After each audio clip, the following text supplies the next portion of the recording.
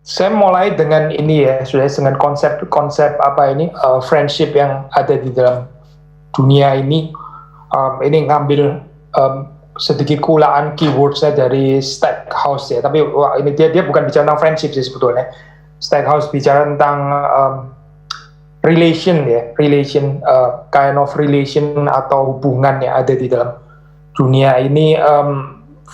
Versi yang non biblical paling nggak ada dua yang sama-sama keliru, yaitu relasi kontraktual, kontrak.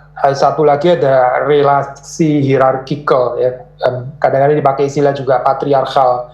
Ini patriarkal dipakai dalam pengisian negatif ya di sini ya, hierarchical atau patriarkal gitu. Saya lebih prefer pakai istilah hierarchical so ini apa di dalam hal ini ya, karena patriarkal nggak harus selalu jelek sih pengertiannya gitu. Kita bisa terapkan konsep ini juga di dalam ini ya apa theology of friendship, maksudnya friendship yang keliru gitu. Yang dipropose oleh Stackhouse itu adalah konsep ini ya, covenantal relationship, tapi itu nanti saja kita bahasnya gitu. Kita bicara dari yang false friendship terlebih dahulu. Contractual friendship itu seperti apa sih? Kalau kita lihat dari katanya ya, kontrak ya, sudah tahu kontrak ya, ini berarti nggak ada satu objective goal gitu ya, nggak ada sesuatu yang mengikat yang menjadi dasar bagi berdua, itu nggak ada gitu. Yang ada adalah kepentingan saya dan kepentingan kamu, dan happen kepentingan saya dan kepentingan kamu kok ya ada miripnya. Jadi kita bikin contractual friendship. Contractual friendship itu bisa di broken kapan saja, bisa di unfriend gitu ya. Kalau kita rasa sudah ya nggak perlu lagi ya sudah. Yang dipentingkan di sini adalah ya individual gain gitu. Ya saya nggak harus terganggu kalau teman saya juga ada gain juga gitu ya. Nggak apa-apa sih, kita win-win solution juga. Oke, gain solution gitu ya, nggak apa-apa juga. Saya nggak harus terganggu dengan itu. Tapi saya sendiri juga mesti ada gain gitu. Jadi kamu dapat gain, saya juga dapat gain. Oke lah, kita bisa bikin semacam friendship kontraktual di dalam hal ini ya. Tapi seperti kita tahu model seperti ini seringkali itu ya sadar atau nggak sadar gitu. Jadi culture-nya itu cenderung opportunistic ya. Opportunistic maksudnya ini apa, sangat rentan terhadap budaya saling memperalat gitu, saling menggunakan gitu, dan kayaknya memang ya tahu sama tahu lah. Saya menggunakan kamu, tapi kamu juga menggunakan saya gitu. Kita tahu sama tahu. Nah ini model ini ya, kontraktual friendship yang kalau kita baca dari perspektif Alkitab tentu saja ini bukan yang dimaui oleh Tuhan. Contractual friendship ini highly transaksional gitu, take and give gitu. Dan kalau kita cuma melulu give doang tapi mulai nggak ada take ya, kita jadi lelah dengan model friendship seperti ini gitu, karena harus selalu simetri. Tapi ada model yang lain lagi ya, model ini ya, hierarchical friendship. Hierarchical friendship itu berarti satu di atas, satu di bawah. Kalau kontraktual kan somehow bicara ini ya, equality gitu, egalitarian ya, nggak ada yang di atas, nggak ada yang di bawah. Tapi juga akhirnya nggak ada objektif goalnya gitu. Semuanya benar-benar tergantung kita mau lanjutin atau enggak. Ya kalau masing-masing sudah nggak happy, masing-masing sudah nggak ada individual gain, ya untuk apa diterusin gitu. Kita just break the friendship saja gitu ya. Itu model kontraktual. Tapi model hierarchical ini atas dan bawah gitu ya, atas dan bawah. Hubungannya ini saya adalah satu hubungan yang seringkali kalau tadi kita bilang mungkin opportunistic ya, lebih ke arah mungkin sadar atau nggak sadar. Kalau ini perhaps ya sadar kali ya, sadar gitu, hubungan abusive, hubungannya itu bullying gitu, hubungan bully ya, dan bully ya of course selalu dari atas ke bawah.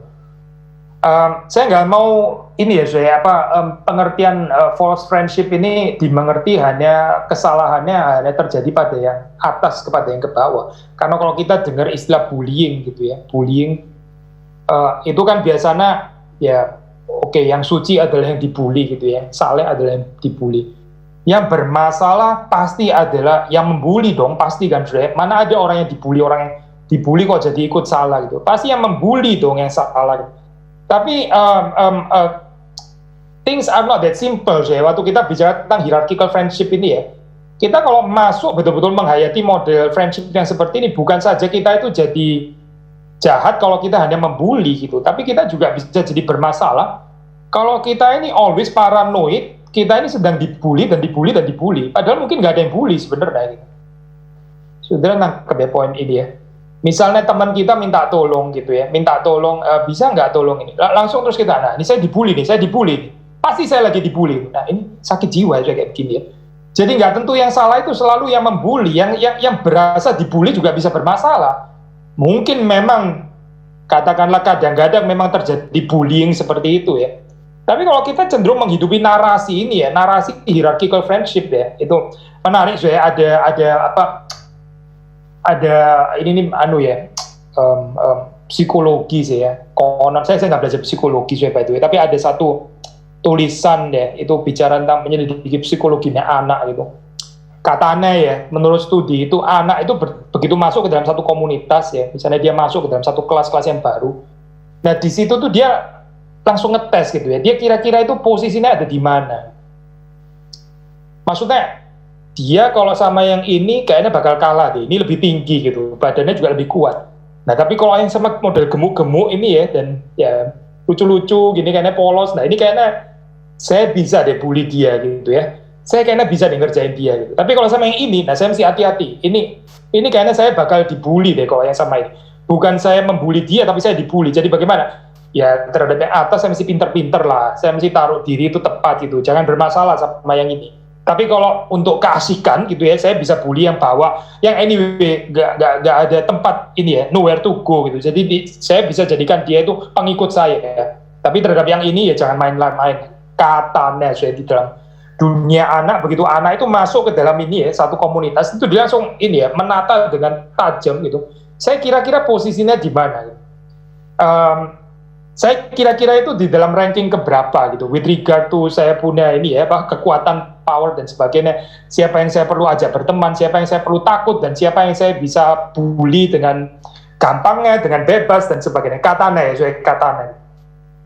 Saya percaya saya gambaran seperti ini benar. Nah anyway, kita hidup di dalam ini ya, saya sinful and fallen world. Kehidupan kayak begini ini sangat bisa dimengerti gitu. Ya cerita ini tentu saja cerita cuma mengatakan what is ya, nggak bicara ada narasi redemption sih memang gitu. Tapi seringkali yang terjadi dalam kehidupan masyarakat juga itu, dan unfortunately, sadly, bukan cuma di dunia anak ya, dan bukan cuma di dunia childhood experience gitu, tapi bisa di dalam pemuda pun juga masih berpikir seperti ini.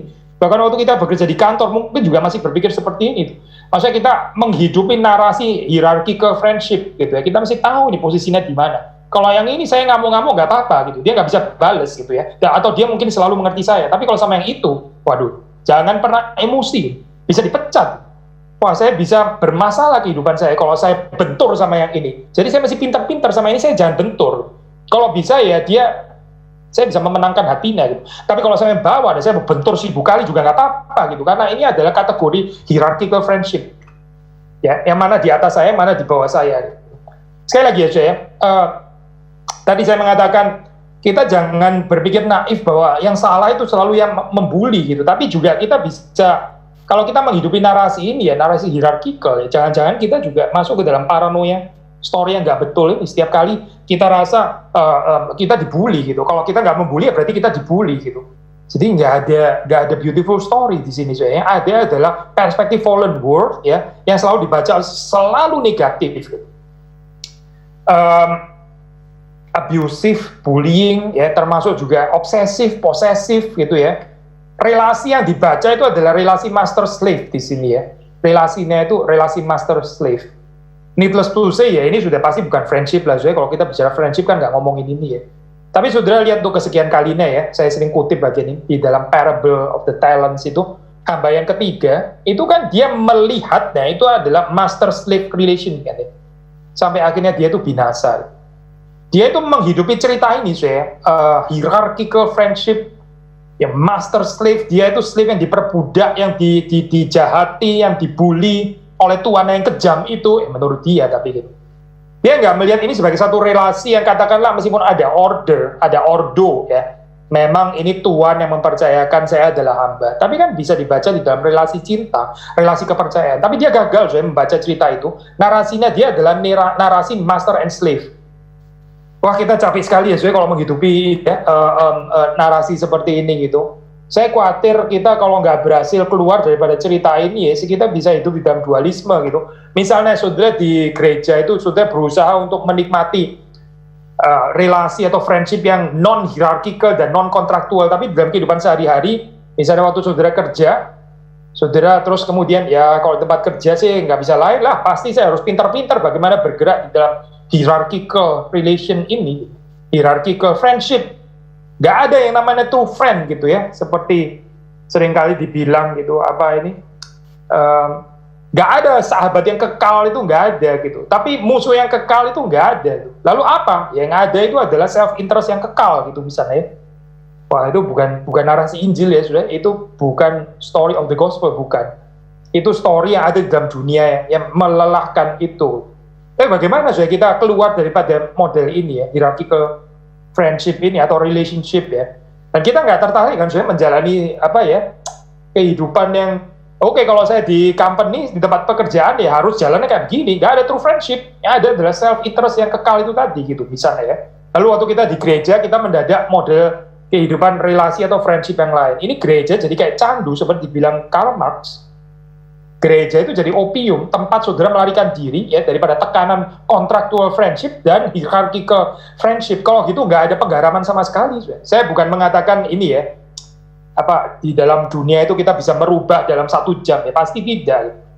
Tapi panggilan kita menjadi garam dan terang kan memang itu. Garam itu yang mesti larut, dia mesti pecah, dia mesti menggarami. Poin yang saya mau katakan adalah story dualisme kayak begini ya. Waktu di company, marilah menghidupi hierarchical friendship, marilah hitung kekuatan saya, siapa yang saya mesti jilat di atas, siapa yang saya bisa tekan di bawah. Terus kemudian waktu kita masuk ke dalam gedung gereja, komunitas gereja kita benar sekarang nggak perlu tekan-tekanan, karena everybody is equal. Semua orang ini adalah apa ini ya, manusia yang baik-baik gitu ya, sudah ditebus Tuhan dan sebagainya. Tapi terus kemudian mulai Senin dan Sabtu kita masuk lagi di dalam model hierarchical relation ini lagi ya. Mau sampai kapan sudah hidup seperti ini gitu? Mau sampai kapan ya kita tahan hidup seperti ini? Menjalani hidup skizofrenik ya, yang nggak ada habisnya seperti itu. Ya hati-hati ya saya dengan model seperti ini. Tapi saya teruskan saya. Kalau gitu apa gitu ya? Ini friendship di dalam konteks Book of Wisdom atau ini ya, wisdom literatur gitu, literatur bijaksana ya. Ya kita, again, tekanannya kita kan memang di Proverbs ya, tapi kalau saudara melihat misalnya the Book of Job itu, interesting saya ini ya, masukin keyword friendship gitu ya, friends di dalam misalnya buku-buku teologi tentang ini ya, wisdom literatur itu ya, yang banyak muncul itu Book of Job ya. Nggak heran karena memang di situ kan Job atau Ayub itu kan punya teman ya, the three friends itu, yang kemudian Ayub menyebutnya setelah apa ini ya, polemik perdebatan itu, Ayub keluar kalimat penghibur sialan kalian ini gitu ya, kalian ini penghibur sialan. Apa sih yang kita bisa pelajari? Ini cepat saja ya, karena kita mau bahas yang lebih banyak ayat itu dari Proverbs itu. Ini adalah teman-teman yang judgmental ya, judgmental. Waktu Ayub bilang kalian ini penghibur sialan gitu, saudara bisa menangkap di situ yang seharusnya bisa diharapkan daripada true friends yang dari perspektif ini ya, wisdom literatur bisa dijadikan panutan ya, kita bisa belajar bijaksana daripadanya, itu adalah yaitu teman-teman bijaksana yang bisa menghibur. Sekali lagi ya saya, karena konsepnya wisdom literatur, maka ini saudara membaca di situ ya, Ayub itu nggak bisa menerima teman-temannya ini sebagai teman-teman yang memberikan nasihat yang bijaksana ya kepada Ayub gitu. Yang ada adalah dia mendapati di sini teman-temannya ini highly judgmental gitu ya, nggak ada priestly function, nggak ada fungsi imam ya, nggak ada menengahi antara kesengsaraannya Ayub, lalu misalnya mendoakan, simple gitu ya, menjadi mediator gitu, berdoa bagi Ayub dan berbicara kepada Tuhan. Nggak ada. Yang ada adalah mereka berbicara tentang Tuhan, menggurui Ayub ya, khotbah, tapi seperti nggak mengerti ya, nggak mengerti kesulitan yang dialami oleh Ayub. Again, no priestly function ya. Yesus dikatakan sebagai imam besar agung, dia mengerti kesulitan kita. dan dia menengahi kita ya, ini manusia dan Allah. Dia menjadi mediator, dia menjadi great intercessor. Tapi teman-teman Ayub yang disebut penghibur sialan ini ya, mereka nggak ada priestly function ini. Menarik ya, Zoe. Ini kan wisdom literatur. Supposedly kan yang mau diangkat ya memang wisdom gitu. Tapi sudah jelas kan ya, kalau dalam Alkitab itu everything is integrated. Di dalam priestly writings, di dalam buku-buku seperti Leviticus, perbendaharaan ini ya, priestly language dan sebagainya, bukan nggak ada wisdom ya. Tapi di dalam wisdom literatur ya bukan nggak ada priestly function. Memang semuanya terkait sih. Kita nggak bisa bicara wisdom tanpa priestly function, kita nggak bisa bicara priestly language tanpa rujukan kepada bijaksana gitu. Semuanya itu saling melengkapi satu dengan yang lain. Sekali lagi saya, kalau kita bisa melihat di dalam ini ya gambaran daripada teman-teman Ayub itu, mereka itu gagal untuk ya memberikan penghiburan. Maka kalau dari perspektif Ayub di sini ya, karena isunya adalah tentang penderitaan gitu. Penderitaan itu bagaimana kita deal dengan teman sahabat yang menderita gitu ya. Kita nggak bicara waktu kaya di atas dan sebagainya, karena ini banyak persoalannya ya. Seperti nanti kita baca di dalam Proverbs. Tapi waktu berhadapan dengan teman yang menderita itu bagaimana? Yang sangat dibutuhkan di sini, kalau kita bilang ini adalah bijaksana, ya ini penghiburan ya, bukan judgmental gitu. Judgmental itu bukan jalan salib, judgmental itu gak perlu menyangkal diri. Kalau saya melihat teman yang menderita ya sudah paling cepat adalah judge aja langsung gitu. Itu paling cepat, saya nggak usah luka, saya nggak usah menderita bersama dengan dia, saya nggak usah mengerti, langsung lempar aja judgment gitu. Ini persoalan daripada kamu gitu ya.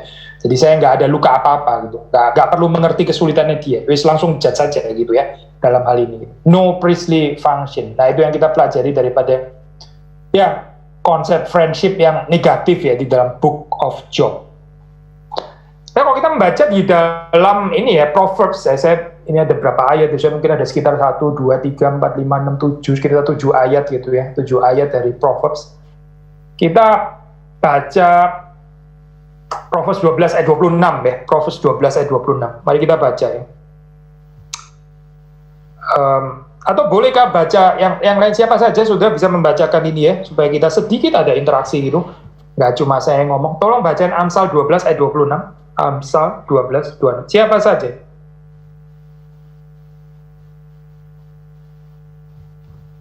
Boleh? Orang benar mendapati tempat penggembalaannya, tetapi jalan orang fasik menyesatkan mereka sendiri. Orang benar mendapati tempat pengembalaan, tetapi jalan orang fasik menyesatkan mereka sendiri. Boleh nggak saya ini apa? Ada yang pakai ini nggak ESV nggak ya? ESV, saudara coba bacain ESV gitu. Ada 2 macam terjemahan di situ yang diusulkan. Coba saya juga pakai ini ya. Cek. Ada yang bawa ESV, minta tolong boleh bacakan terjemahan bahasa Inggris. One who is righteous is a guide to his neighbor, but Ya. way of the wicked leads them astray. Ada yang pakai variasi lain nggak ini ya Pak dari Proverbs ini, apa terjemahan yang lain gitu? Mungkin di situ ada sedikit footnote ya di dalam apa? Di dalam ESV boleh dibaca. Tadi siapa? Januar ya. Siapa? Sorry. Siapa? Sampai lupa saya. Markus. Markus ya tadi ya. Bisa tolong bacain ini ya Pak? Oke. Ya ada footnote-nya gitu. Maksudnya ada variasi naskah yang lain ya di sini. Betul nggak? Betul, Pak. Ya itu coba bacain. One who is righteous is a guide who chooses his friends carefully, but the wicked leads them astray. Menarik ya, saya konsentrasi ke bagian 1226A saja ya gitu. Jadi ini kita bisa gabung sih indeed gitu. Maksudnya ini seperti kayak ada varian naskah kan di sini ya. Ada yang dibilang orang righteous itu akan choose his friend carefully gitu ya. Gitu kan ya. Lalu satunya itu apa? Coba bacain lagi tadi yang pertama, yang variasi pertama. Is a guide to his neighbor. Ya, is a guide to his neighbor. Gini ya, saya kalau kita masuk dalam varian teks yang kedua gitu, biasanya ya spontan aja ya. Kalau saudara apa ini, misalnya saudara baca ya, seorang righteous itu choose his atau her friend carefully. ya, choose his atau her friend carefully. Yang spontan deh, spontan terpikir di dalam benak saudara itu apa? Biasanya kan gini ya kira-kira, ya iyalah kalau kita orang benar kita mesti selektif terhadap teman gitu, karena kalau kita dapetnya orang yang salah ya kita akan rugi gitu kan. Sudah perhatiin ya, meskipun ini ya, oke lah, poin seperti ini nggak sepenuhnya salah sih, karena itu termasuk juga di dalam wisdom.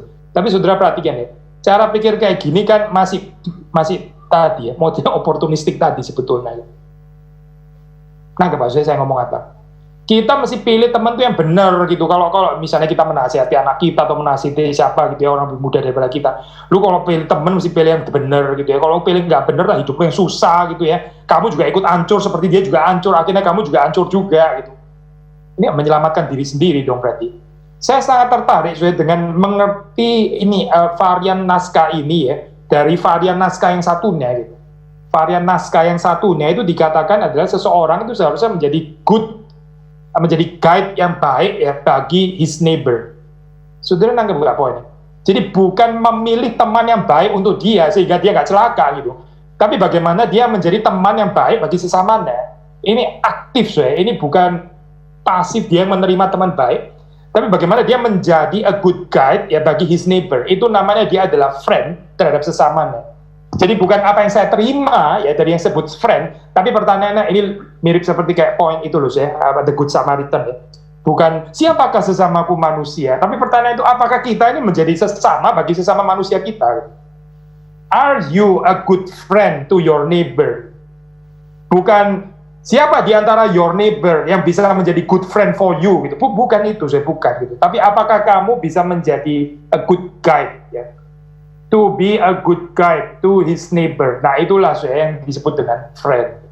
Jadi ini bicara bukan apa yang saya gain ya dengan dapat teman yang baik-baik, tapi pertanyaannya adalah apakah saya sudah menjadi teman yang baik, yaitu apa? Ya ini yang bisa menjadi guide.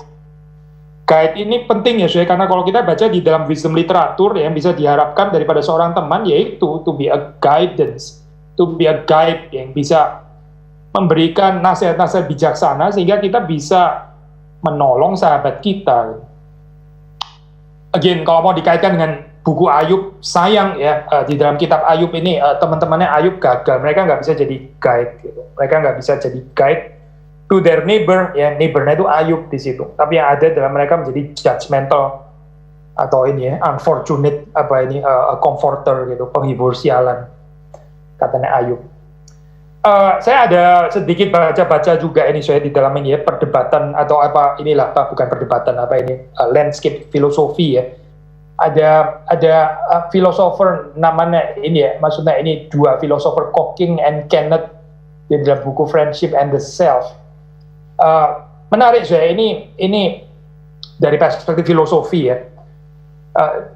Jadi konsepnya seperti ini a friend, seorang teman itu dia itu directs, dia interprets us, and thereby allow us to understand ourselves, our strengths, and our weaknesses. Dengan demikian, mereka itu juga shaping and changing our interests. Ini dari perspektif filosofi yang not necessarily Christian gitu, tapi mereka bisa ada bijaksana seperti ini ya. A good friend itu directs and interprets ya. Menafsir kita sehingga kita ini lebih bisa mengenal diri kita sendiri. Sudah tahu ya pembicaraan seperti ini kalau di dalam teologi Kristen biasanya kita bicara dalam pernikahan kan ya. Dalam pernikahan itu kita jadi lebih mengenal our true self itu siapa gitu. Tapi ini di dalam perspektif filosofis ini jangan cuma pernikahan lah, di dalam true friendship seharusnya bisa diharapkan ini yaitu saya bisa lebih mengenal diri saya sendiri. Karena saya memberi diri saya itu diinterpret oleh yang namanya teman. Kata kunci interprets and directs ya. Ini dekat sekali dengan Amsal 12 tadi ya, bicara tentang being a guide to his atau her neighbor. Ya. Lalu kita ya kalau di dalam pergaulan yang benar ya, interest kita yang kacau, yang karnal dan sebagainya. Sekarang saya baca dari perspektif Kristen ya, itu seharusnya juga mengalami pengudusan gitu. Atau filosofer yang lain ya, Nehamas di dalam buku The Good Friendship dia bilang konsepnya ya, our friend's interpretation interpretasi dari teman kita yang disebut sahabat itu can reveal valuable ways to that we ourselves could never have even imagined beforehand. Jadi ini membuka satu horizon yang baru yang disebut teman itu ya, insightful gitu saya. Bukan cuma menginterpret, tapi juga interpret di dalam pengertian yang memberikan surprise gitu. Ya, surprise yang akhirnya ya bermanfaat untuk kehidupan kita. Ya, hopefully kita juga bisa menghadirkan perspektif itu juga waktu kita bersahabat ya. Dua ways lah saya. Kita nggak tertarik saya ada ini ya, mungkin semacam teman yang sukanya selalu memprofil orang lain, tapi dia sendiri nggak pernah mau diprofil oleh yang lain ya. Itu semacam kecongkaan ya. Sekali lagi ya saya, dia sukanya itu memprofil orang lain. Kamu itu gini-gini. Kalau saya lihat kamu kekuatannya di sini, kelemahannya di sini. Kamu akan gini-gini dan bahwa seperti kayak pintar sekali profiling orang lain. Tapi dia sendiri begitu tertutup untuk menerima profiling dirinya daripada orang lain. That's not a good friend ya. Itu persahabatan yang asimetris kayak begini ya. Itu bukan friendship sebetulnya.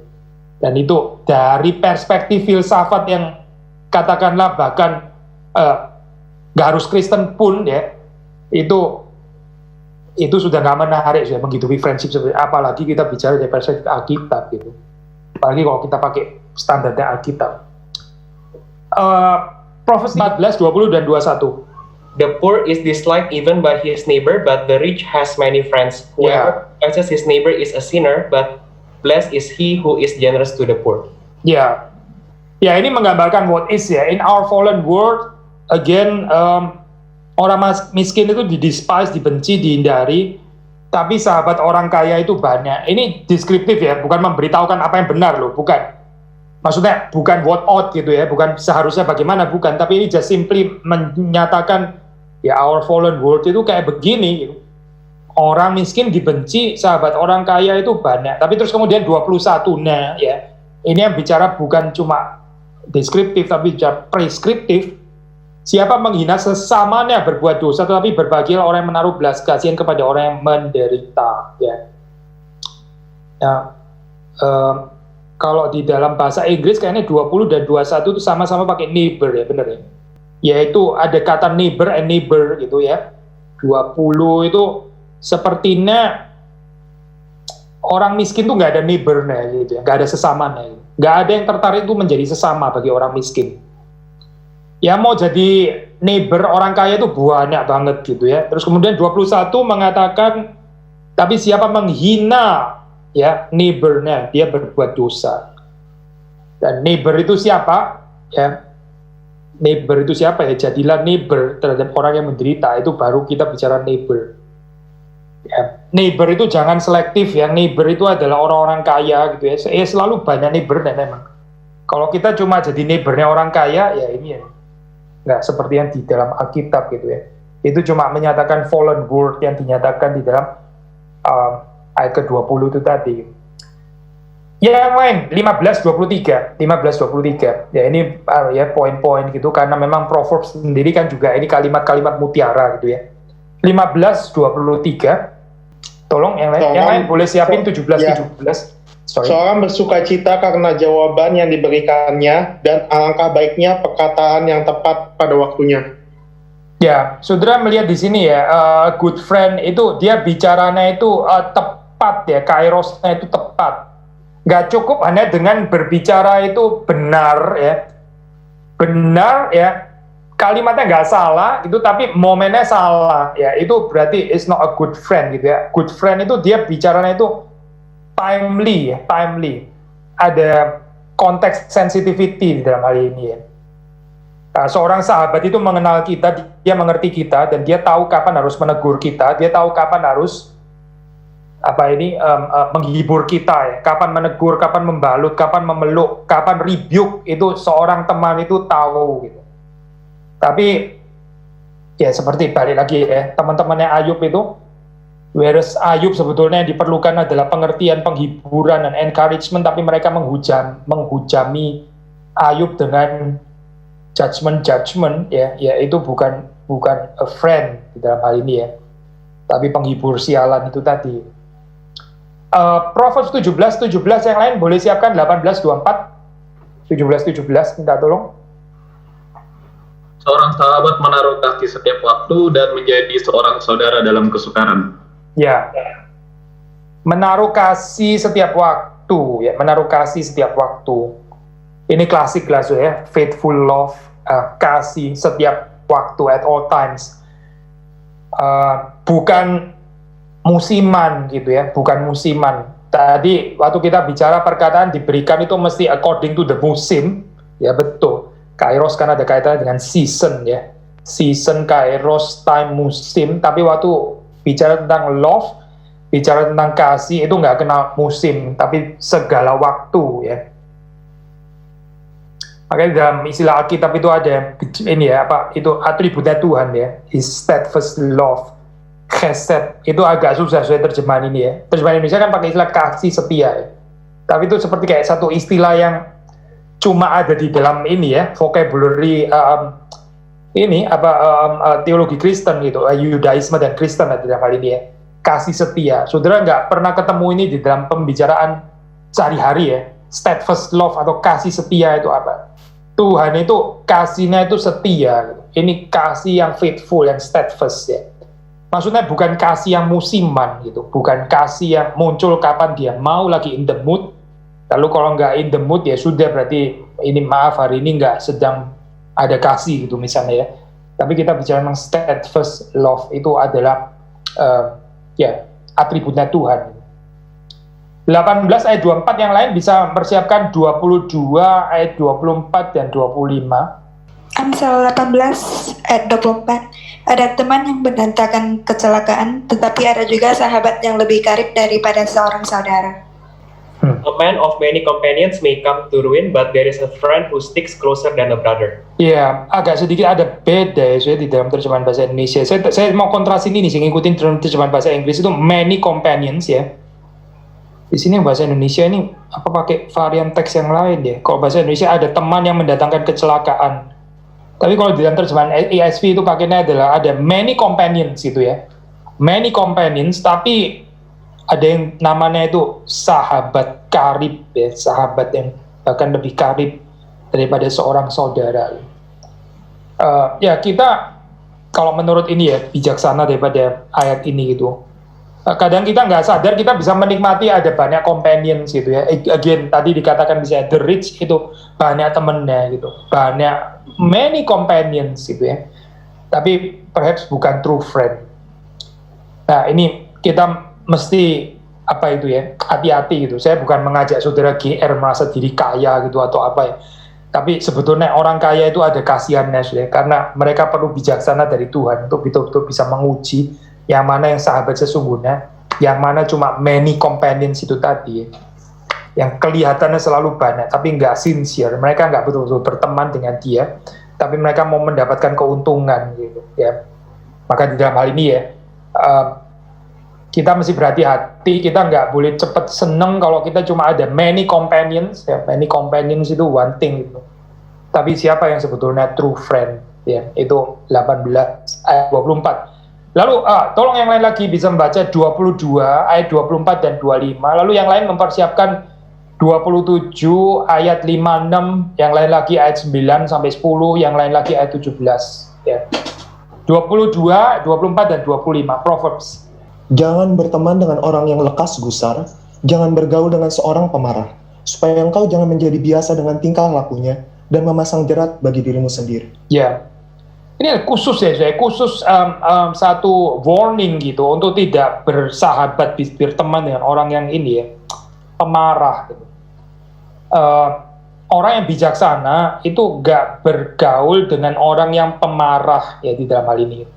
Sudah mesti mengertinya dalam pengertian positif ya, bukan dalam pengertian tadi ya pemilih loh, katanya nggak boleh pemilih, nggak boleh selektif. Ternyata di sini suruh selektif juga. Tapi begini saya, kita melihat ini dari perspektif realistis ya, bahwa kita ini orang yang lemah gitu. Kita kalau ini ya Pak, bergaul dengan orang yang gampang marah, kita juga terjerat juga dalam gambaran seperti itu. Karena kita akan kita akan terbiasa ya dengan perkumpulan orang-orang yang itu tadi gitu. Baper, cepat meledak dan sebagainya. Sehingga kita pikir kita gitu pun juga nggak apa-apa, padahal kita sebenarnya sudah berdosa ya. lack of self control, tapi karena kita bergaul dengan orang-orang seperti itu, kita rasa ya kayak begini nih emosionalnya wajar gitu maksudnya. Karena kita karena kita standarnya tuh jadi turun gitu akhirnya. Jadi kita nggak terencourage menjadi orang yang akhirnya bagaimana dikuduskan ya di dalam emosi kita, tapi akhirnya terus kita menjadi is okay gitu, maksudnya kita ngamuk-ngamuk dan melukai orang lain tuh is okay gitu, maksudnya kita akhirnya jadi standarnya itu turun dan kita akhirnya menjadi orang yang suka melukai orang lain gitu ya. Terus kita pikir kita nggak ada self control juga nggak apa-apa, karena karena kita hidup dalam komunitas kayak gitu, komunitas pemarah gitu ya, komunitas yang dikuasai, driven by anger and wrath ya, murka dan amarah yang tidak suci gitu. Ini seperti khusus sekali ya membicarakan tentang ini ya, dosa kemarahan ya. Ini seperti kita tahu kalau di spiritualitas tradisi medieval ini kan one of the 7 deadly sins ya, wrath atau ini ya, kemarahan yang tidak kudus gitu. Lalu kita baca 27 ya, 27 ayat 5 dan 6, lalu yang lain 9 dan 10, yang lain lagi ayat 17. Tolong dong, 5, 6. Better is open rebuke than hidden love. Faithful are the wounds of a friend, profuse are the kisses of an enemy.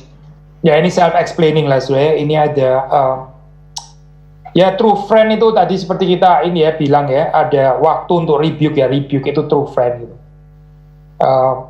Kalau saudara berada di dalam jalan yang bahaya, tapi itu supposedly harusnya friend, tapi nggak mengingatkan saudara, itu bukan true friend. Karena true friend itu bukan terus-menerus kisses gitu ya, kissing, memeluk, embrace, atau mengerti, tapi ya true friend itu rebuke ya.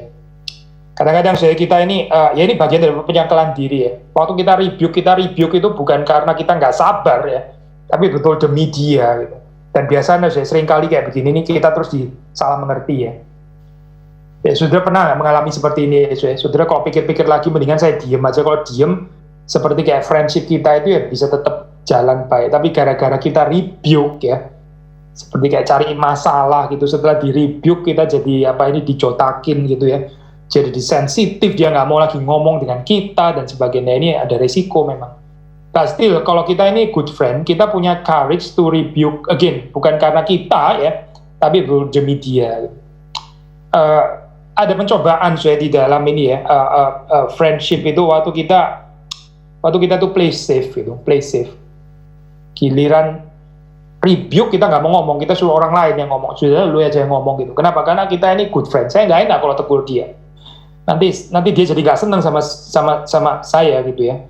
Tapi sekali lagi ya, kalau kita good Christian friend, ya kita mestinya bisa tetap rebuke gitu. Termasuk kalau akhirnya kita harus menderita resiko dijauh itu tadi gitu. Memang untungnya apa sih orang negur orang lain ya.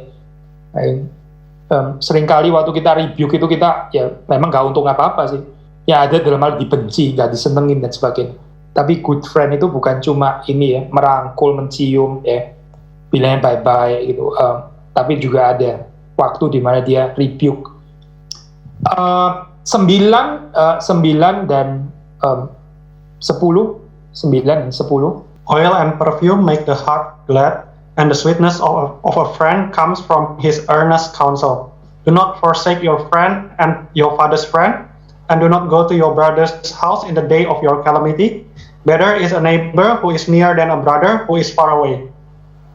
Ya, saya pada kadang beberapa hal ya di sini itu menarik ya. Maksudnya kalau menurut bijaksana Amsal gitu, kita bukan berteman dengan teman kita sendiri, tapi juga dengan temannya orang tua kita. Ini sangat menarik ya. Jadi konsep friendship ini bukan individual atau personal friendship, tapi konsepnya itu familial friendship ya. Familial friendship. Tentu saja di sini di-assume maksudnya ini ya, orang tua kita adalah orang tua yang benar, yang saleh, maksudnya needless to say lah, ini bukan orang tuanya perampok jadi temannya dia juga perampok gitu misalnya ya, pasti bukan itu konteksnya, tapi ini assume adalah our father itu adalah ya orang yang benar di hadapan Tuhan, jadi dia berteman, temannya itu juga adalah sahabatnya kita juga. Bicara bukan bukan individual friendship, tapi di sini familial friendship ya. Alangkah benernya ini juga saya sering kali waktu di dalam konseling pranikah juga singgung bagian ini ya. Temannya istri kita itu juga teman kita gitu. Temannya kita juga harusnya temannya istri kita gitu. Jangan kita temennya itu coupling itu berarti konsepnya bukan familial friendship tapi lebih ke individual friendship ya di dalam hal ini. Lalu terus kemudian di dalam ayat yang ke-10 tadi ya, lebih baik tetangga yang dekat daripada saudara yang jauh. Ini rada kayak paradoksikal ya. Tadi kita mengatakan familial friendship, tapi di sisi yang lain juga ada relativisasi terhadap family. Lebih baik tetangga yang dekat, ya neighbor yang dekat daripada saudara. Saudara sih saudara tapi jauh gitu ya. Jadi ini bukan pemberhalaan family loh, saya bukan gitu ya, bukan. Karena ada ayat yang ini kan, ada yang 10 kalimat terakhir ini ya. Tetangga itu bisa lebih dekat daripada saudara yang ya jauh. Jadi ini bicara relativisasi keluarga ya. And yet di dalam ayat yang atas tadi bicara tentang familial friendship instead of personal atau individual friendship. Kita membaca ini ya, membaca Ecclesiastes ya, Ecclesiastes 4, 9, 10, Ecclesiastes 4, 9, 10. Berdua lebih baik daripada seorang diri, karena mereka menerima upah yang baik dalam jeripaya mereka. Karena kalau mereka jatuh, yang seorang mengangkat temannya, tetapi why orang yang jatuh yang tidak mempunyai orang lain untuk mengangkatnya. Biasanya kita ayat ini lebih ini ya, lebih familiar dengan ayat yang ke-10 gitu ya, berdua lebih baik karena kalau jatuh ya ada yang menolong, ada yang mengangkatnya. Ya ini seperti saudara tahu seringkali juga ini ya dikaitkan dengan pernikahan dan sebagainya. Nggak salah sih diaplikasikan dalam pernikahan, tapi nggak exclusively di dalam pernikahan ya. Ini bicara persahabatan. Ini lebih luas itu sebetulnya konteksnya. Tapi yang menarik itu untuk saya adalah ayat 9 yang mungkin agak jarang dieksplor ya. Sebetulnya bukan cuma when atau if falling, tapi juga berdua itu lebih baik karena waktu menerima upah ya di dalam jeripayah ya berdua bisa dinikmati bersama. Menerima upah ya itu lebih ada sharing ya, ada persekutuan, ada fellowship ya. Makan sendirian itu garing ya, tapi kalau kita makannya berdua gitu ya, lebih bahagia, lebih ada sukacita, lebih full ya, kita punya joy and happiness. Dan ada togetherness-nya itu bukan cuma togetherness if atau when falling, tapi juga togetherness in enjoying reward ya. Kita ada togetherness, ada fellowship di dalam menikmati upah bersama-sama ya. Selalu lebih bahagia daripada kita menikmatinya sendiri. Mengapa? Ya karena sharing is always lebih beautiful gitu daripada kita menikmati sendiri. Maka kalau kita di dalam kehidupan tuh nggak ada friend, ya sukacita kita tuh kasihan. Yang lebih lucu lagi itu ini ya. Kalau orang di dalam dunia justru malah dia bersyukur kalau dia nggak perlu share gitu misalnya. Ya saudara beli makanan, cepet-cepet saudara simpan di dalam tas gitu ya. Ini makanan kesayangan. Jangan sampai teman saya tahu kalau saya beli makanan ini. Nanti saya mesti share lagi gitu ya. Atau apapun ya. Ini kalau anak kecil ya mainan gitu ya. Kok bisa cepet-cepet diambil sendiri gitu. Kasihan ya, saya miserable gitu karena seperti ini. Ketakutan seperti kalau dirampas oleh orang lain. Jadi ini paranoia di dalam keadaannya seperti itu. Akhirnya nggak ada joy of sharing ya. Nggak ada joy togetherness in enjoying reward itu tadi gitu. Ya needless to say juga waktu falling kita juga membutuhkan yang lain. Tapi bukan cuma falling sih, waktu enjoying reward kita sebetulnya membutuhkan orang lain juga. Matius 11 ayat 19 ya, mungkin kita tutup dengan ini ya, Injil ya, menarik karena di situ Yesus ya juga mengacu kepada wisdom theology dan ada kata friend di situ ya, Matius 11 ayat 19, tolong bacain. Kemudian manusia datang, ia makan dan minum, dan mereka berkata, lihatlah, ia seorang pelahap dan minum, sahabat pemungut cukai dan orang berdosa. Tapi hikmat Allah dibenarkan oleh perbuatannya. Ya, sahabat pemungut cukai dan orang berdosa. Sahabat pemungut cukai dan orang berdosa. Tetapi hikmat Allah dibenarkan oleh perbuatannya. Ada sedikit beda perspektif ya, so kalau saudara membandingkan dengan Luke's account, hikmat Allah akan dibenarkan oleh anak-anaknya ya, justified by her children. Jadi kalau Matius justified by her deeds ya. Memang Matius itu sangat menekankan perbuatan ya. sangat menekankan pentingnya orang yang melakukan kehendak Allah, ya. Itu kategori doing itu penting sekali dalam Matius. Tapi kalau Lukas itu penekanannya adalah wisdom itu akan justified by her follower gitu maksudnya. Her children itu maksudnya adalah orang-orang yang menerima wisdom itu ya. Yang menerima Yesus, ya Yesus akan dibenarkan gitu, akan di-justified ya. Bukan oleh orang-orang yang menolak dia. Orang yang nggak percaya kepada dia nggak mungkin bisa terima ini pengajaran bijaksana Kristus. Tapi apa di sini hikmatnya gitu? Yaitu hikmat ini bukan hanya bergaul dengan, ya konteksnya sudah jelas lah ya di sini ya. Siapa di sini yang keberatan sebetulnya gitu? Siapa di sini yang terganggu dengan Yesus yang bergaul dengan orang-orang seperti ini ya? Yaitu orang-orang yang self-righteous itu ya, ahli-ahli Taurat, orang Farisi dan sebagainya. Jadi mereka di dalam hikmat mereka harusnya itu orang seperti Yesus bergaulnya cuma dengan kita. Tapi Yesus bergaul juga, Yesus bersahabat ya dengan orang-orang berdosa. Nah hikmat ini saya, ini adalah hikmat Allah. Tapi hikmat dunia membangun di dalam pengertian yang lain. Tadi seperti dikatakan di dalam ini ya, Amsal itu. Orang kaya itu banyak temennya. Orang kaya banyak temennya. Tapi orang miskin itu didespise. Nah itulah hikmat dunia, soal gambaran ini ya. Tapi Yesus datang, waktu Yesus hadir, ya dia bersahabat dengan orang-orang berdosa seperti saudara dan saya. Ini adalah hikmat ilahi ya. Jadi hikmat itu bukan cuma bicara tentang bagaimana mengelola uang gitu ya, bagaimana bisa jadi orang yang pinter, smart, dan bukan cuma sekedar IQ tapi street smart gitu ya misalnya ya, orang yang punya bijaksana bisa menasehati, jadi counselor dan sebagainya. Hikmat itu ada kaitan dengan friendship ya, sangat berkaitan dengan friendship. Friendship itu membutuhkan hikmat, dan hikmat di sini ya jangan direduksi hanya dalam pengertian hati-hati loh, ya pilih teman hati-hati, jangan sembarangan pilih teman, itu again ya. Kalau kita cuma pikirannya kayak begini ya balik lagi ke tadi ya, model contractual friendship ternyata ini, contractual relation, cuma opportunistic di dalam pengertian ini, saya nggak mau dirugikan, saya masih gain something, maka pilih teman, harus pilih teman yang benar dan sebagainya ya. Kalau kita cuma sampai di dalam levelnya kayak begini, saya ini nggak bicara perspektif friendship dari Book of Wisdom, bukan gitu. Ini ya bicara narcissistic friendship sebenarnya gitu, yang masih nggak keluar daripada kontraktual konsep itu tadi gitu ya. Tapi waktu kita membaca beberapa ayat ini, at least kita bisa belajar sih apa yang Tuhan mau gitu di dalam friendship ya, yang didasari oleh pemahaman Alkitab. Terakhir bagian terakhir saya mau tutup dari bagian ini. Jadi true friendship itu apa sih? Kalau dari perspektif filosofi, again ya, tadi saya kutip beberapa filosofer. Biasanya di dalam ini ya, mereka tuh membicarakan tentang nature of friendship itu tiga hal ini yang penting ya. Mereka bicara mutual caring, masih ada mutual caring, intimacy, and shared activity. Sekali lagi saya, mutual caring, intimacy, and shared activity. Ini perspektif filosofis ya saya. Again, not necessarily Christian, ini nggak uniquely Christian, tapi para philosophers ya, filosofers kontemporer lah biasanya ini menekankan tiga ini ya. Jadi waktu kita bicara tentang nature of friendship itu mutual caring, saling memperhatikan, intimacy ya, intimacy nggak usah terjemahkan lah ya.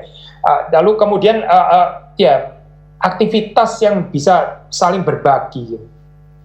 Nah kalau di dalam perspektif Christian theology ya, against kontraktual dan against hierarchical relationship tadi gitu ya, kita menekankan covenantal friendship, covenant itu berarti bicara tentang faithful ya, bagaimana menjadi setia ya satu dengan yang lain gitu. Seperti Tuhan itu setia kepada Israel, Israel juga setia kepada Tuhan, dituntut untuk setia kepada Tuhan ya, merespons kesetiaan Tuhan. Nah itu bicara covenantal friendship. Memang bukan nggak ada ordo di dalam ini ya, antara Yahweh dan Israel ada ordo sih, tapi ordonya nggak pernah menjadi hierarchical, kesemena-menaan, terus kemudian master and slave yang akhirnya abusive dan sebagainya, bukan gitu. Dan Tuhan juga nggak mau dibaca secara paranoid seperti itu. Saya punya Tuhan yang bossy gitu ya, yang sovereign, yang nggak bisa diajak diskusi, yang pokoknya harus selalu dia yang menang, yang kita nggak pernah ada choice but to obey him gitu ya, gambaran kayak begini ya, seperti kayak terpaksa sekali ya. Hati-hati ya saya memasuki gambaran seperti ini. Again, memang sih kita hidup di dalam fallen world ya. Maksudnya relasi bosi kayak begini nih indeed betul-betul ada gitu. Tapi kalau kita percaya ada narasi redemption, kita harusnya bisa menebus ceritanya kan, menghadirkan sesuatu yang berbeda. Itu yang dilakukan Paulus ya. Paulus waktu dia bicara tentang ini ya, household code itu biasanya di akhir suratnya. Kan mengatakan, hai kamu ya, hamba-hamba, budak-budak. Bukan bilang terus, berontaklah kepada Tuanmu gitu kan ya. Bukan ngomong begitu saya, bukan gitu. Terus kemudian, bunuhlah Tuanmu waktu Tuanmu tidur gitu, karena kamu sudah lama di enslave. Kayaknya bukan itu ya. Tapi Paulus bicara apa gitu, hai hamba-hamba ya, taatlah kepada Tuanmu, seperti kamu tuh taat kepada Tuhan gitu. Dan bukan cuma kepada Tuanmu yang baik saja. Itu loh saya. Menebus apa saya? Menebus ini ya, di dalam fallen world itu memang terjadi enslavement kayak begini ya, abusive dan sebagainya ya. Yang kalau kita akhirnya kita nggak ada Injil Kristen ya, kita akan cenderung menghidupi ini juga. Akhirnya kita menjalani kehidupan ini dengan banyak grudges, luka hati dan sariawan di dalam sini dan seterusnya gitu ya. Terus kita ada begitu, bisa nggak tolong kerjain ini? Kita saya dibully lagi gitu. Ini sama-sama sakit jiwa, saya yang membuli sakit jiwa, yang terus-menerus paranoia dibully juga sama sakit jiwa. Nah, akhirnya. Tapi saudara coba perhatikan ini ya, perkataannya Paulus gitu. Paulus mengajarkan, hai hamba-hamba ya, takutilah Tuhanmu ya. Tapi kamu bukan takut kepada Dia, takut dan hormat kepada Dia seperti kamu takut kepada Tuhan. Jadi ini relasinya adalah pertanggungjawaban antara hamba Kristen itu dengan Tuhan, dan itu diekspresikan di dalam ketaatan yang broken ini ya, di dalam dunia yang broken dan fallen itu. Saudara tangkap ya poin ini ya. Paulus gak mengajarkan mereka untuk berontak misalnya dalam revolusioner gitu misalnya ya, atau apa, gulingkanlah itu apa tuan-tuan yang bengis gitu ya. Tapi sisi yang lain Paulus juga gak mengencourage mereka ya, karena kamu hamba ya sudah, nikmatilah bullying itu gitu ya, biar kamu dibully ya. Memang ini fallen world ya, biar kamu dibully terus ya sudah, terima saja. Tidak juga, saya tidak. Tapi ada ini loh saya, narasi redemptif ya, yang mereka tetap sih di dalam ini ya, apa struktur masyarakatnya itu adalah hamba dan tuan. Tapi mereka bisa menjalani narasi yang lain gitu, narasi orang-orang yang sudah ditebus ya. Waktu mereka taatnya itu taat bukan taat kepada mereka karena ini adalah tuan-tuan yang abusive, bukan. Tapi taatnya itu kepada Tuhan, sehingga mereka itu tidak di-abuse sebetulnya gitu, nggak dipanggil untuk menjadi victim. Karena waktu mereka taat, mereka itu ekspresinya ketaatan kepada Tuhan. Ya, coba saudara renungkan lagi bagian ini. Ini satu hal yang menarik ya, sih, mengeluarkan kita daripada ini tadi relasi hierarkikal tadi gitu ya, yang sangat abusive gitu ya. Whether yang dari atas ke bawah atau yang dari bawah paranoid terhadap yang di atas. Sayang sekali lagi di dalam cerita Parable of Talents itu ya, itu hamba yang ketiga itu nggak bisa keluar daripada paranoianya gitu, padahal jelas-jelas tuannya bukan seperti itu. Tapi mungkin dia sudah biasa hidup di dalam dunia yang jatuh seperti ini, sehingga ya memang dunia yang sudah jatuh ya kayak begini ya, terus-menerus abusive dan bullying dan sebagainya. Akhirnya dia pikir semuanya itu adalah kayak begini, saya selalu dibully, saya selalu di-abuse, saya selalu dimanipulate dan sebagainya. Kasihan sekali ya sih orang seperti ini gitu. Tuhan mau menebus kita daripada cerita kehidupan yang gak layak untuk dihidupi ini. Covenantal, kalau kita bilang covenantal friendship ya, kita juga saling memberi diri untuk dimiliki. Covenant itu kan formulanya kalau kita baca dalam perjanjian lama, Yahweh mengatakan ya,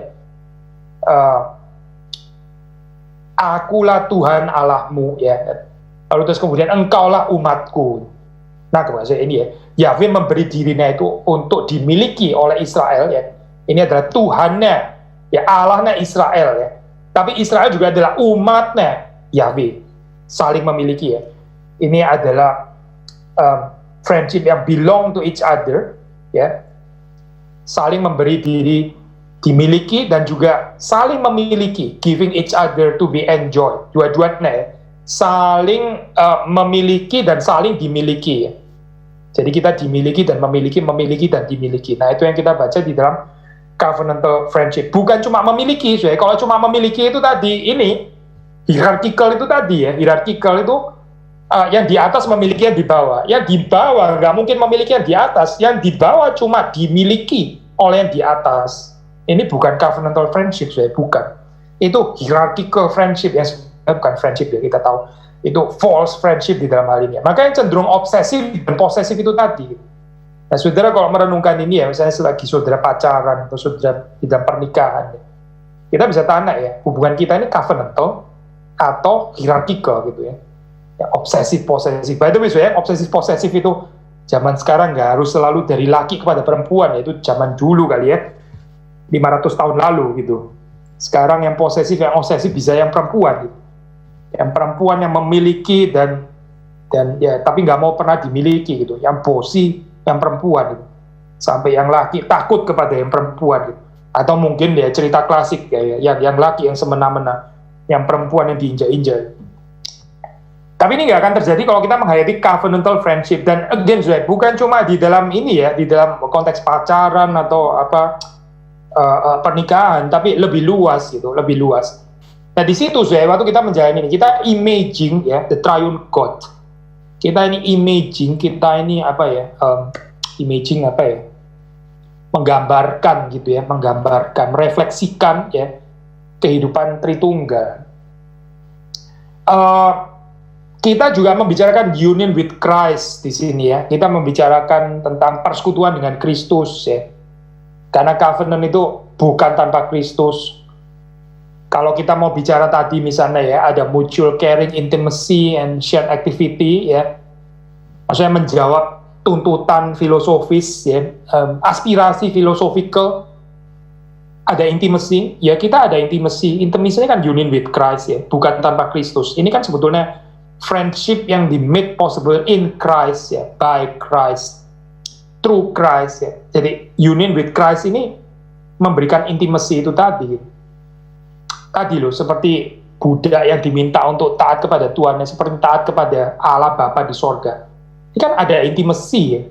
Intimacy-nya itu adalah ya ini made possible melalui true worship ya, yang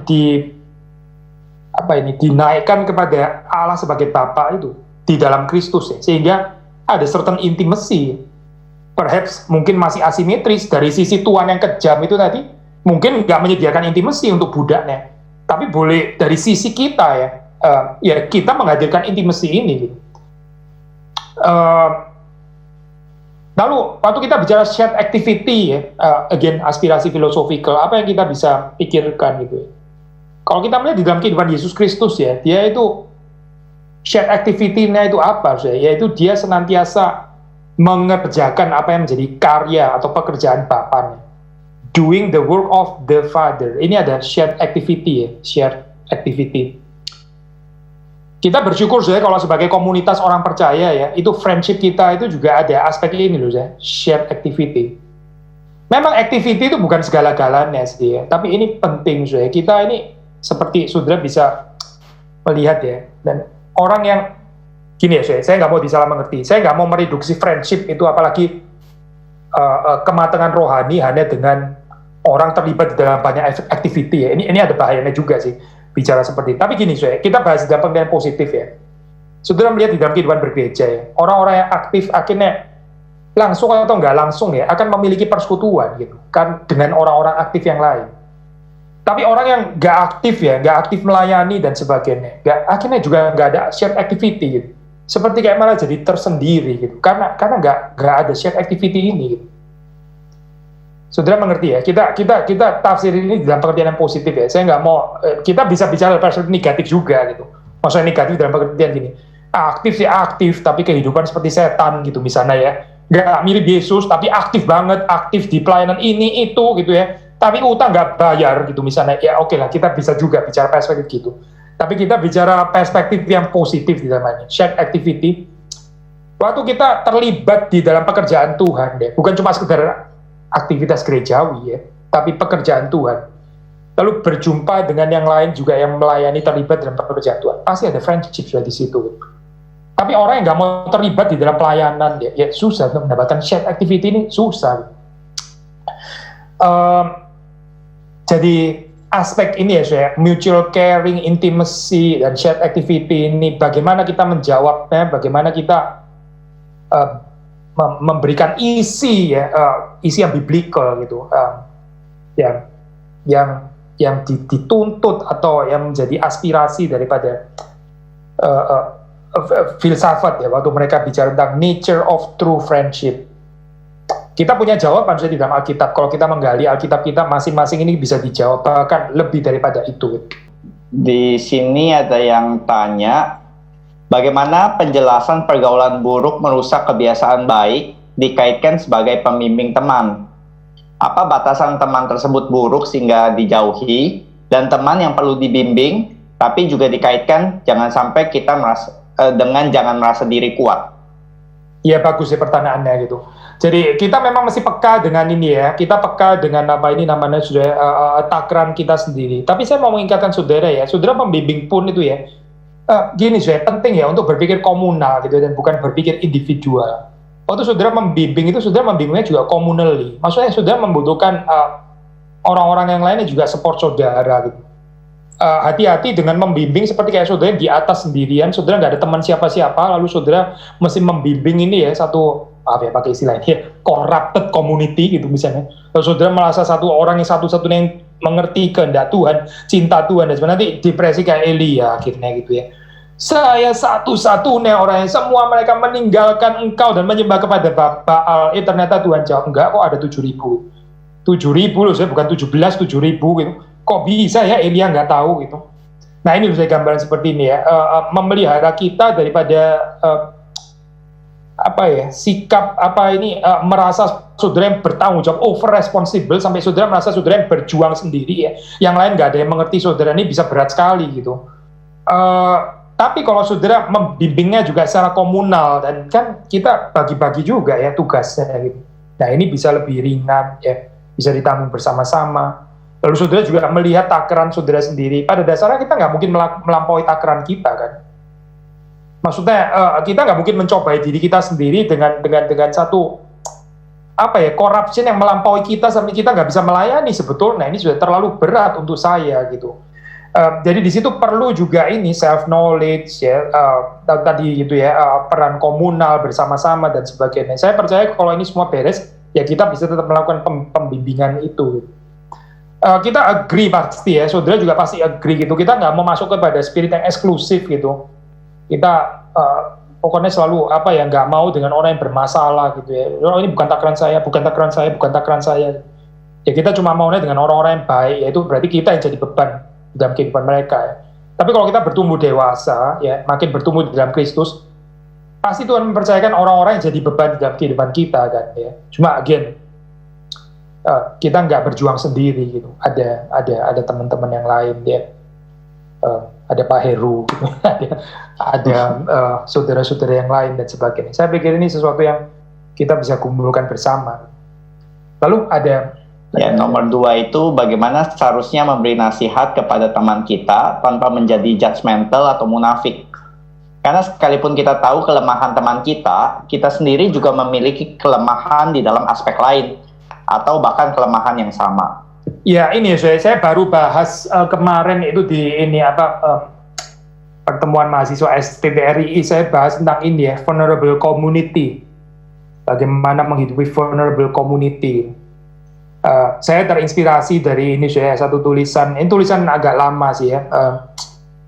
What is vulnerable theology? Saudara bisa temukan ya dari Patheos, Paul Maxwell penulisnya.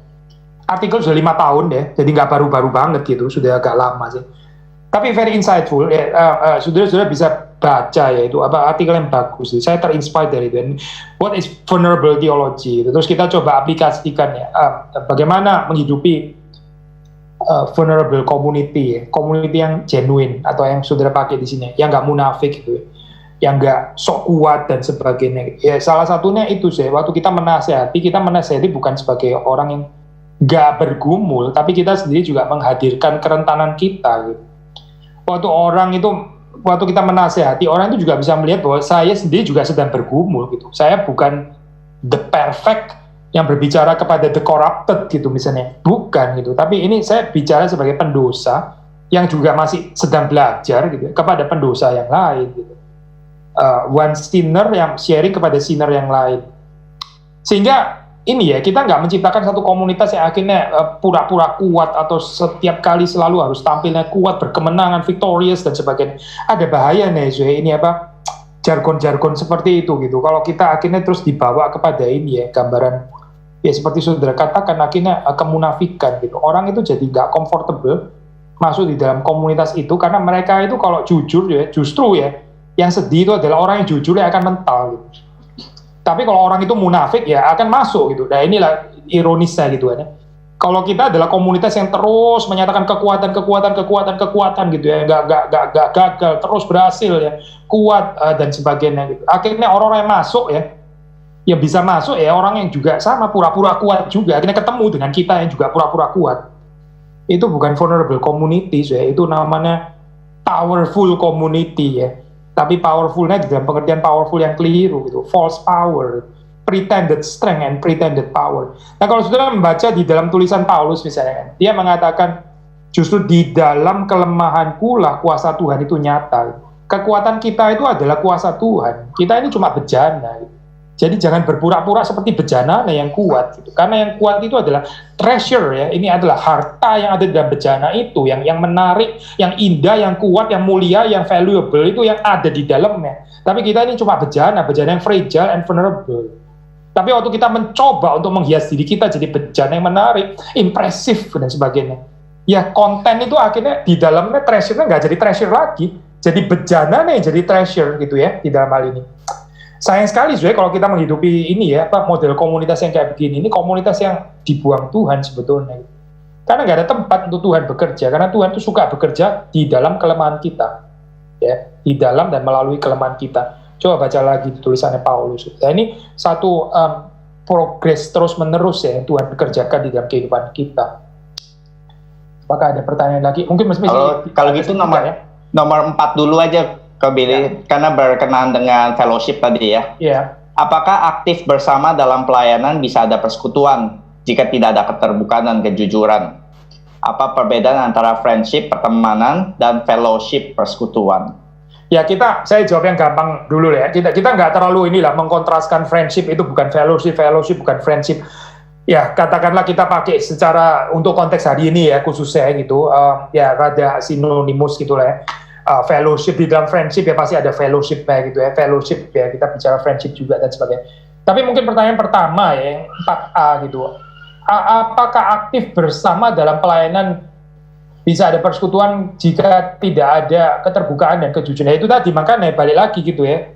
Kalau kita menghadirkannya dalam pengertian bukan vulnerable community, tapi pretended powerful community, ya inilah sebenarnya nggak ada keterbukaan, nggak ada kejujuran, kita saling takut untuk sharing, ya saling takut kalau kelemahan kita diketahui, dan seterusnya. Akhirnya ya nggak ada persekutuan pasti ini ya. Ini bukan genuine community dan nggak ada fellowship akhirnya gitu. Fellowship orang-orang kuat gitu, fellowship para Hercules gitu maksudnya. Atau bagaimana ya gitu. Terus kemudian orang-orang yang bukan Hercules tersingkir dong berarti gitu. Justru yang menarik di dalam kekristenan itu adalah Tuhan itu membentuk satu new community gitu. Ini loh tadi kita baca Yesus itu bergaul dengan pemungut cukai dan orang berdosa. Ini new community yang dibentuk oleh Yesus Kristus. Bukan kita mau glorifying sinfulness bukan itu maksudnya. Tapi ini adalah betul-betul totally new community yang nggak dimengerti oleh dunia. Dunia itu bergaul dengan segmen-segmennya sendiri gitu. Jadi orang kusta disuruh dengan orang kusta gitu ya. Orang yang kaya ya dengan orang kaya, miskin dengan miskin, merdeka, budak dan sebagainya. Tapi Yesus kemudian menjebol ya apa ini ya, dia itu membongkar pagar-pagar yang dibangun di dalam sinful society ini. Dia bersahabat dengan pemungut cukai dan orang berdosa.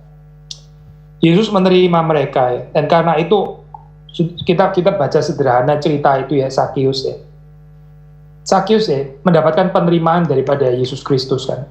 Yesus bilang apa sih? Yesus, aku makan ini ya. Sakius turun ya, terus kemudian saya akan makan di rumah. Yesus membuka table fellowship. Yesus mempersilakan Sakius untuk mengundang dia, padahal Yesus yang mengundang Sakius terlebih dahulu begitu kan ya. Sovereignty itu ada pada Yesus Kristus, tapi dengan penerimaan itu ya, acceptance, table fellowship, dan di situ ada pertobatan gitu. Nggak berhenti hanya kepada divine acceptance ya, ada pertobatan setelah itu. Saudara baca kan ya, Sakius ada respon setelah itu.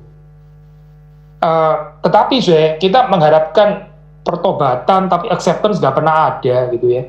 Yang ada adalah kepura-puraan, ketidakjujuran, ketertutupan dan pretended holiness dan ya ini nggak ada jalan keluarnya sih bagian kayak begini ya.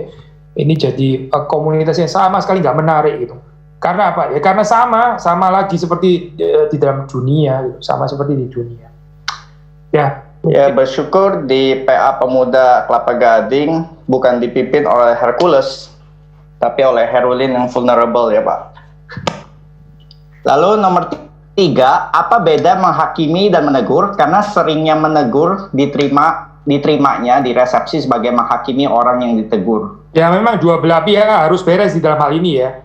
Mungkin saudara menegurnya itu beres gitu ya, menegurnya itu sudah sincere. Tapi orangnya di situ yang baper gitu ya. Ya berarti dia yang childish gitu kan. Soalnya di dalam hal ini ya dia harus belajar untuk ini ya, mau ditegur. Kalau seseorang itu betul-betul ada dalam hubungan intimate friendship ya, seharusnya juga termasuk bisa menerima teguran ya. Orang yang nggak bisa menerima teguran itu biasanya miskin kasih gitu. Dia nggak ada perasaan dikasihi ya. Bukan berarti mungkin dia nggak dikasih ya. Orang mungkin mengasihi dia, tapi dia itu nggak tahu lah ada apa gitu. Jadi dia setiap kali ditegur tuh langsung defensif dan sebagainya. Itu lack of love namanya. Orang nggak ada keyakinan bahwa dia dikasih. Tadi saya ini ya bicara. Setiap kali ada teguran dianggap ini bullying. Saya dibully lagi gitu ya. Orang menghina saya loh, menghina. Orang memberikan teguran supaya maju kok dibilang menghina gitu ya. Jadi ada paranoia sendiri. Nah, dia sendiri ada sesuatu yang dia perlu belajar di dalam hal ini ya. Tapi dari sisi kita, misalnya kita yang menegur, tadi misalnya kita yang ditegur gitu ya, itu kita belajar hal itu. Tapi kalau misalnya kita di dalam sisi yang kita menegur, lalu bagaimana ya dari sisi kita yang menegur? Itu tadi, saudara, betul nggak gitu? Ini benar-benar bukan untuk saya, tapi demi dia. Biasanya gini loh, saya ujiannya itu sederhana. Kita sebenarnya dari diri kita itu males, kalau boleh saya nggak usah yang ngomong deh. Kalau boleh jangan saya ngomong, ntar saya rusak lagi nih friendship-nya sama dia. Sudahlah urusan gini lah, sudah dia tahu sendiri lah, biar dia belajar sendiri. Saya nggak mau tegur-teguran lah. Nanti kalau saya tegur dia malah ngamuk, dia benci saya rugi gitu. Nah ini loh, saat seperti ini ya, waktu kita memberanikan diri untuk menegur, nah itu saudara menyangkal diri gitu. Tapi kalau saudara sebetulnya harusnya bukan saudara yang menegur, tapi saudara sudah nggak sabar duluan gitu ya. Saudara sudah kepengin marah-marah dan sebagainya. Nah ini mungkin ya ini kita menghakimi namanya. Menghakimi secara salah ya maksudnya. Itu mungkin kita nggak bisa menghidupi sincere rebuke itu tadi lebih kepada saudara yang nggak ada patience, saudara yang jadi jengkel, saudara yang mau melampiaskan kemarahan, akhirnya kita menegur dia gitu ya. Ya itu karnal, itu nggak akan menjadi sesuatu yang positif untuk kita gitu. Tapi yang kita katakan tadi, even dari kita pun rebuke-nya positif, nggak menjamin bahwa di situ penerimaannya positif. Harap sih penerimaannya positif ya, tapi saudara bisa disalah ngerti. Dianggap sebagai orang yang misalnya, ngapain sih lu kayak gini-gini negur saya gitu kan. Ini kan urusan saya sendiri dan seterusnya gitu. Akhirnya terus jadi, ya nggak enak gitu hubungannya. Tapi again, menurut Amsal tadi ya, a good friend itu menegur gitu. Menegur, termasuk ini bagiannya kita perlu menyangkal diri. Kalau kita memang a good friend. Apakah masih mungkin pertanyaan terakhir kalau ada ya, pertanyaan satu lagi. Terakhir ini nggak lengkap kalau tidak mengenai tentang pasangan hidup atau teman hidup. Bagaimana menyelaraskan mencari teman bukan untuk keuntungan diri. Dengan berteman harus memilih, karena Amsal pun ada nasihat memilih teman. Misalnya mencari teman hidup, in a way pasti mau yang baik. Gini loh saya nggak salah lah waktu dikatakan ini ya, seperti tadi kan juga ada ayat pergaulan yang buruk itu merusakkan ya dan sebagainya. Tapi gini jangan berpikir cuma untuk yang kita gain, tapi di dalam friendship itu orang itu bisa gain apa gitu. Jangan kita cuma berpikir bagaimana berteman dengan teman yang baik, tapi kita mestinya bertanya apakah saya ini teman yang baik terhadap sesama saya gitu. Ya, kita bukan bertanya apakah dia layak jadi temanku gitu, tapi apakah saya layak jadi temannya dia gitu. Orang lain ini gina apa ya kalau mereka berteman dengan saya gitu. Jangan berpikir ini kalau teman salah dia merusak saya. Kita mesti berpikir saya jangan yang merusak orang lain karena saya nggak cukup baik gitu ya. Misalnya, terus bagaimana kehadiran saya sebagai temannya orang lain? Apakah saya bisa memberkati dia atau saya justru merusak gitu dalam hal. Nah ini kan pikiran orang yang lebih katakanlah lebih matang gitu ya. Ada tempatnya pasti kita ada tempatnya ya, kita memilih yang baik dan sebagainya. Lalu terus kemudian kalau sudah tarik lagi sampai kepada ini ya, teman hidup in a way pasti mau yang baik, ya betul gitu. Tapi sekali lagi sudah masih prinsip yang sama gitu. Are you a good husband to be atau a good ini ya wife to be gitu untuk calonmu gitu. Jangan cuma cari the prince charming atau apa ini ya, lawan katanya prince charming. Kalau perempuan apa ya namanya apa Pak Heru, prince charming. Kalau ini perempuan cari prince charming, kalau yang laki cari apa ya, cari princess yang bagaimana gitu ya. Tapi kita berpikir apakah kita ini bisa menjadi pasangan hidup yang baik untuk dia gitu. Ya sekali lagi ya, berpikirnya jangan cuma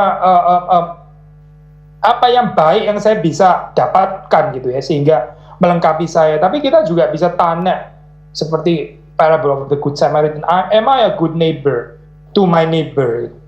Apakah saya ini adalah neighbor yang baik terhadap neighbor saya? Bukan cuma tanya who is my neighbor gitu misalnya, terus kita mulai jadi selektif dan sebagainya. Ya sama sih ya, whether itu pasangan hidup atau itu pertemanan dan sebagainya, jangan cuma pikir asimetris, tapi pikirkanlah apa yang saya bisa ini ya hadirkan di dalam pertemanan. Saya menjadi genuine friend, saya menjadi teman yang betul-betul sahabat yang karib, yang memang bisa memberkati sesama saya gitu.